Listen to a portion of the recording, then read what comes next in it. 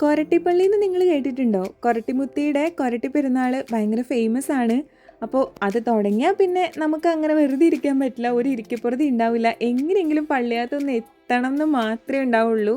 അപ്പോൾ ഇത്തവണ കൊരട്ടി പെരുന്നാളിന് ഞാൻ ഫാമിലിയുടെ കൂടെയാണ് പോയത്. ഇനി ഫ്രണ്ട്സിൻ്റെ കൂടെ പോവും, കസിൻസിൻ്റെ കൂടെ പോവും. 1, 2, 3, 4 പ്രാവശ്യമൊക്കെ ഈ സീസൺ കഴിയണ വരെ ഇങ്ങനെ പോകും കേട്ടോ. കൊരട്ടിപ്പള്ളിയിൽ എത്തിക്കഴിഞ്ഞാൽ പള്ളിയകത്ത് എന്നിരുന്ന് അവിടെ കുർബാന നടക്കുന്നുണ്ടെങ്കിൽ ആ കുർബാനയിൽ പങ്കുചേർന്ന് മുട്ടുകുത്തി കയറാനുള്ളവർക്ക് മുട്ടുകുത്തി കയറാനുള്ള സൗകര്യമുണ്ട്. പിന്നെ എന്തായാലും മരിയം വീതിയിലൊന്ന് പോകണം. അത് കഴിഞ്ഞാൽ പിന്നെ നമ്മുടെ അടുത്ത ലക്ഷ്യം എന്ന് പറയുന്നത് നല്ല എരിവുള്ളൊരു മുളക് ബജി കഴിക്കുക. ആ എരിവ് മാറ്റാനായിട്ട് നല്ല തണുത്തൊരു കരിമ്പിൻ ജ്യൂസ് കുടിക്കുക. ഇതാണ് എല്ലാ കൊല്ലവും നമ്മൾ പാലിച്ചുകൊണ്ട് പോകുന്നൊരു സംഭവം. പറഞ്ഞത് മാത്രമല്ല കേട്ടോ, ഒരുപാട് നേർച്ചകളും രൂപമുത്തലും അങ്ങനെ ഒരുപാട് സംഭവങ്ങളൊക്കെ ഉണ്ട്. എല്ലാ പ്രാവശ്യം പോകുമ്പോൾ ഓരോന്നോരോന്നായിട്ട് ചെയ്യും.